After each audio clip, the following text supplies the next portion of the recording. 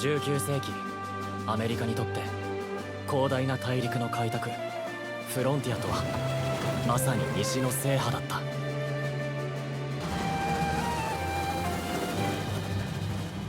西部へ。 Yeah, nice try, Netflix. This is my video. You're probably not giving us a look of anything for a good 8 months now, huh? And nice try viewers, or they may have actually stumbled upon a version of the episode uploaded to YouTube. By law, they would strike me down, grab the corpse of this video and bury it deep in the ocean with the One Piece. But any particularly astute or even unastute viewer at home may have recognized that that was the first episode of Steel Ball Run. It was a long damn wait, but it was damn worth it. But yeah, in this video I'm simply just going to be discussing my thoughts on the new episode. But before I do get into that, there has been a little bit of news in relation to Steel Ball Run. That being that on the 28th of March this month, there's going to be a panel at Anime Japan. And there should be something about the next episode batch, I guess. I'm not sure if they're probably going to be doing batches, and it definitely won't be weekly because we're not getting a new episode on the 26th. There's either going to be a hiatus and then a release of weekly episodes, or what I could see them doing, and something that I honestly wouldn't mind them doing, is that they do batch releases, but they release the episodes in the batches weekly. It would take a longer time to finish the show overall, but I think that would be a healthy way to go about it. But yeah, I don't even know if there's going to be information on release dates in this panel, but I'm going to assume there has to be, because they can't leave us hanging this long, man. I ain't fucking waiting 8 months for the Tomb of the Goon arc, bro. That ain't it. Anyway, future discussion over. Now we're going to get into the meat and potatoes of the episode, because, oh, there's a lot of them. There's a lot of potatoes and a lot of meat. So the first scene of the episode are these absolutely glorious cinematic shots. The one that I had shown earlier at the beginning of the video, with the train and the ocean. And it's really something. It's almost like this is the start up to like a JoJo movie. Like, that's how much budget looks like was put into this. And the special episode we've received is probably the closest thing we're gonna get to a mainline anime JoJo movie. I mean, I could see them maybe doing a movie for if they decide to do something like Purple Haze Feedback, but animated. But yeah, I doubt that's coming anytime soon. But this is probably some of the best animation in JoJo's, like, ever. Off the top of my head, like, the only other time I can think of me just being this insanely taken aback by the animation were a couple of the scenes with Enrico Pucci at the end of part 6, but those were, like, animated well. And this is also animated well, but this looks insanely high quality. I remember being sat down to watch the premiere at this rather expensive TV my dad bought on a whim. He just has these moments where he'll buy things that are way outside of his wage bracket. Like, one day he'll be like, yeah, I'm gonna finance a car that's half my yearly income. But luckily that did lead me to basically having a cinema to watch it from. And I'm telling you, when flashed up on a big screen like that, it's insane. On any screen it looks insane, but these scenes that they started off with are absolutely fantastic. Although we had absolutely zero opening. There was just no opening or ending. The only thing that we have even close to an opening and ending are these Steel Ball Run flashcards that appear when they're sort of moving to another part of the episode, so to say.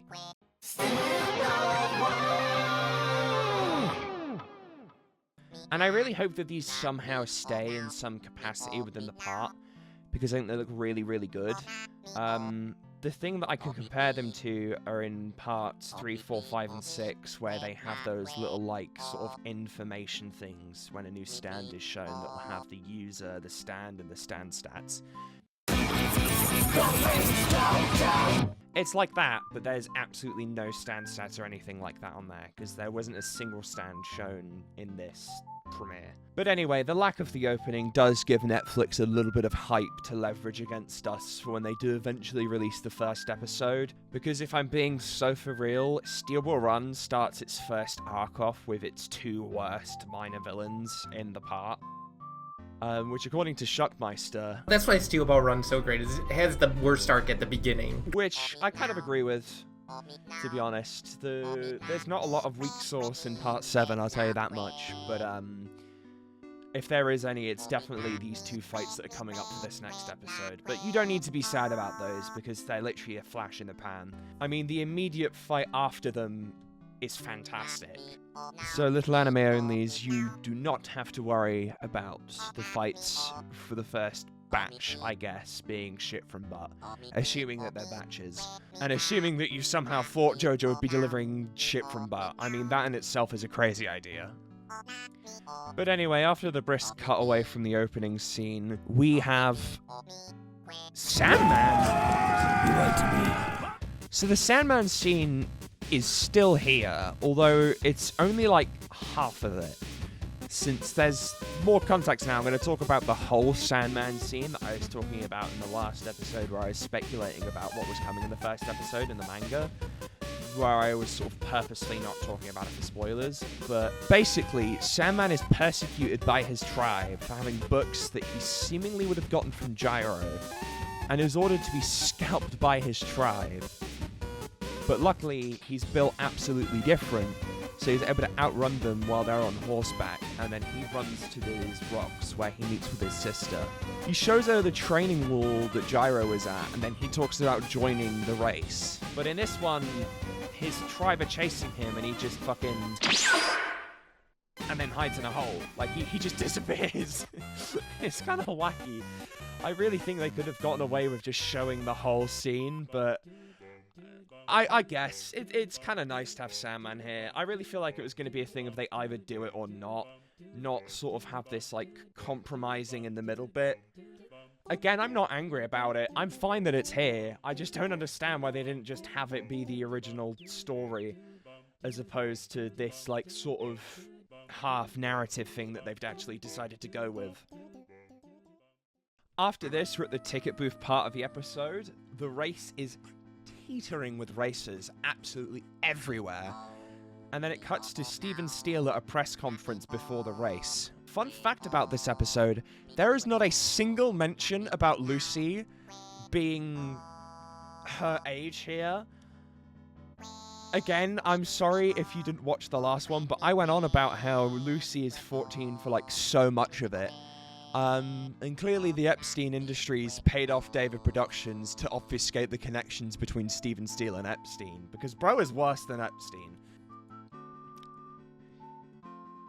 Okay, not entirely.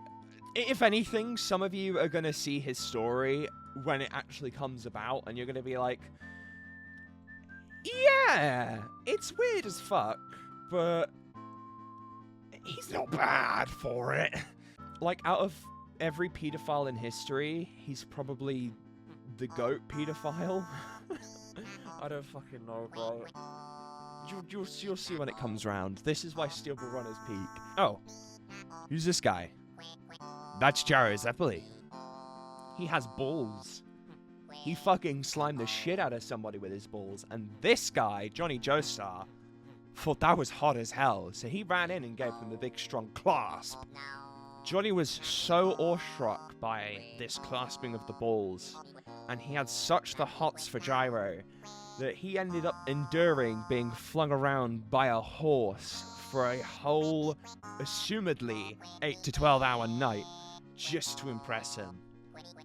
How adorable. To be fair, the whole episode is Johnny trying to impress Gyro, and I mean shit, most of the part is like that. But, I mean, I can't blame him. I mean, the anime made Gyro look like the coolest thing on the planet. But the thing is, viewer, is that this isn't a gay relationship situation, although there are undertones of it. See, Johnny's outburst at Gyro's balls were more because of this. A wheelchair. See, Johnny is a cripple. and the steel balls can be used to control limb movements. It just so happens, Johnny also used to be a prodigious horse rider when his legs worked. He low-key had that James Corden, get the fuck out of my way, I'm Johnny Joestar kind of energy to him. But unfortunately, unlike James Corden, he got shot. That's where the whole leg thing came from.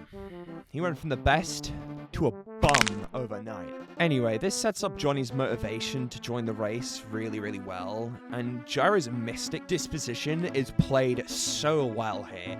He was already really cool in the manga, but the anime makes him so much cooler somehow.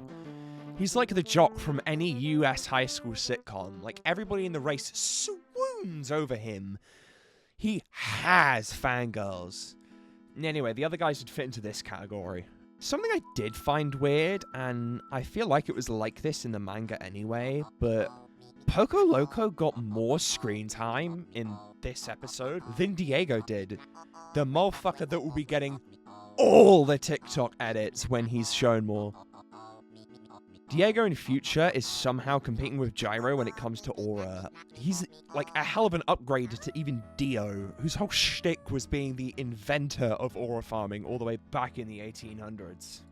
I'll get more into that later, but I just feel like Diego wasn't really, like, insanely represented here. I mean, he does, like, one notable thing that I'm going to be talking about later in this episode, but I just completely forgot that he wasn't included this much. This segment where everybody, except Poco Loco, has their shit together and the race is starting, genuinely had me tearing, bro. Whether they were clear and from my eyes, or white and crawling down my leg is irrelevant. And hard to tell because they were both happening simultaneously. But anyway, it felt like I was witnessing like a ceremony to something with years, nay, nearly a decade of anticipation. It was finally coming together. Like, so many emotions hit me all at once. I felt like I was falling into my chair and started floating in the air above the race, witnessing it like one of the people in the hot air balloons. It honestly felt like a drug. But I didn't wake up in a bin when the episode was over, so I'm counting that as a win. Kids, if you ever think about doing any drugs class C to A, don't do them. Just watch Steel Ball Run. It's fucking fantastic. In the last video I made, I was talking about the trailer and stuff, and this specific thing is going to be me talking about the sound design of the episode, because one of the things, the only thing I could think of wanting in regards to sound design when the race was going on was horse clatter, which wasn't present in the trailer, obviously. I mean, there was music playing and stuff, and they wanted us to hear the music for the first time. And it's here! It was always going to be here. But I was just so desperate to see the actual racing action that I did a little bit of manifesting. And now that it has been manifested, I'm going to walk around telling everybody that it was actually my fault, you know. I was manifesting it, and therefore it happened, and it wouldn't have happened if I wasn't thinking about it.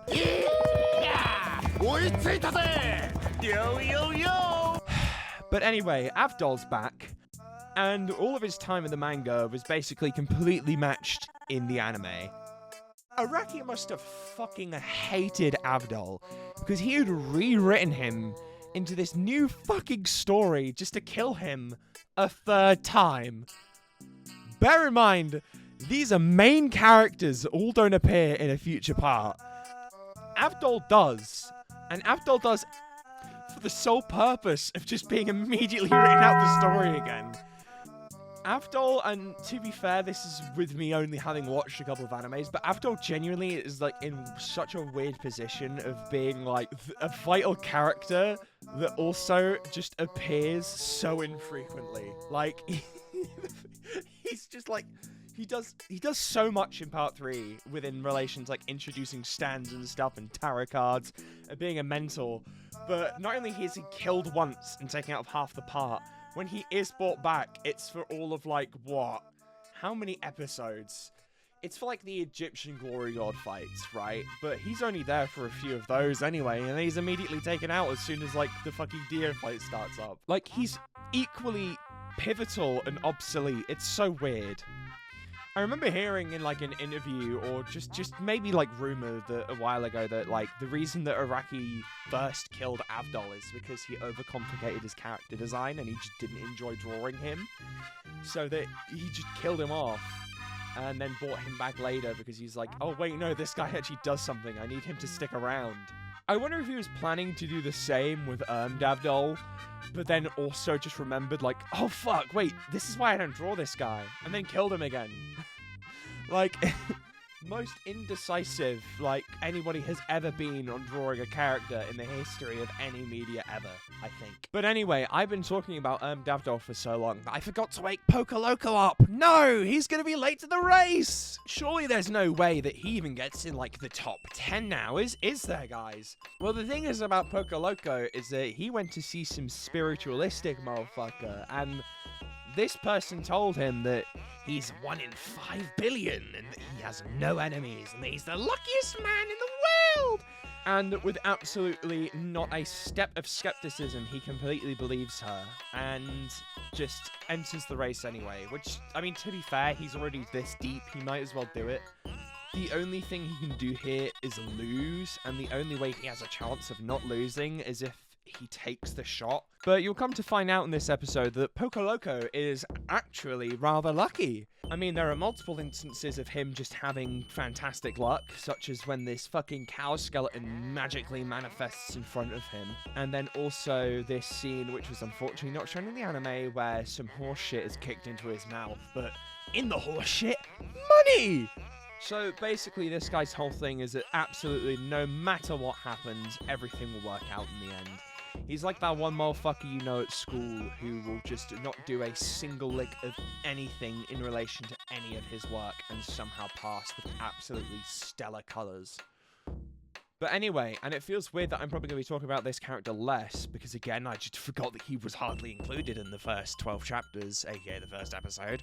But Diego Brando, the egotistical, for some reason in the English dub sounds insanely posh horse riders, got a little tricksy up his sleevey.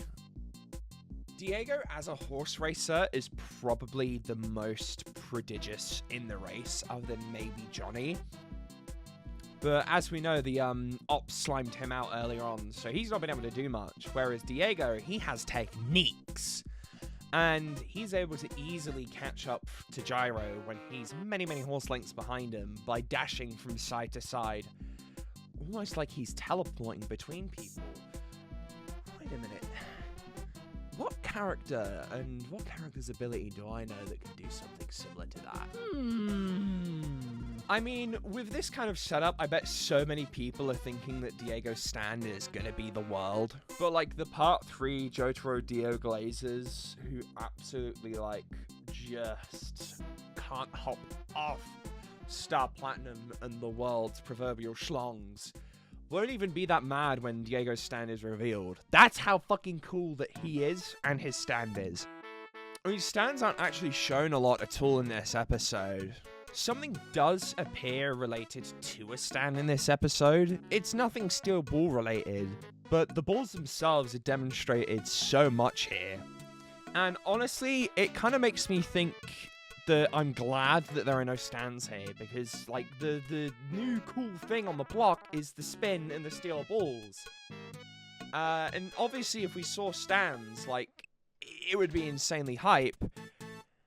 But the issue is, like, if that had happened, like, there would have been rampant cardiac arrests across the world. Like, Steel Ball Run would have just been taken off air and cancelled, like how Porygon was removed from the Pokemon anime because it started giving people seizures.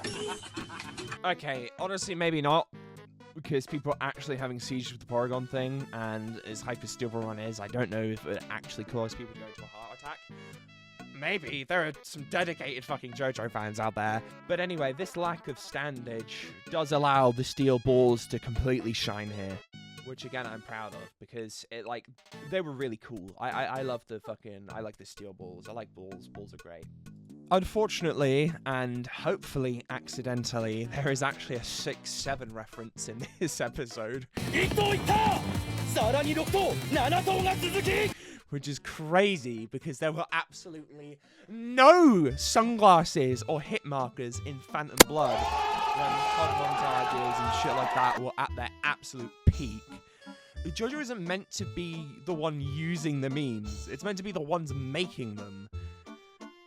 But on a real note, I fucking deadass looked at the screen like this when I saw, like, the fucking 6-7 thing. I was not impressed, bro. Like, it was like if I was watching a play or a comedy show and someone had chucked a dead fucking bird on the stage. I just want to be able to, like, sit back and fucking enjoy something without there being some brain-rotted bullshit. But no, this was here. Anyway, all the 6 or 7 souls that assume the 6 or 7 leading positions enter a very competitive last couple thousand meters. Gyro is chucking shit and they're all breaking out in sweats. One small issue for all but one racers is that Gyro knows absolute bull and he abuses the Mexican updrift bug with his steel balls and propels himself to the finish line first. Mods, fucking ban this guy, bro. But anyway, with this conclusion, the first stage is over. Everyone's cheering. I'm still wondering where the fuck the scene is where Poco Loco eats actual shitters and Gyro talks about wiping booty with his leaves. But I'm still overall really satisfied with the first episode. Is it my favorite episode?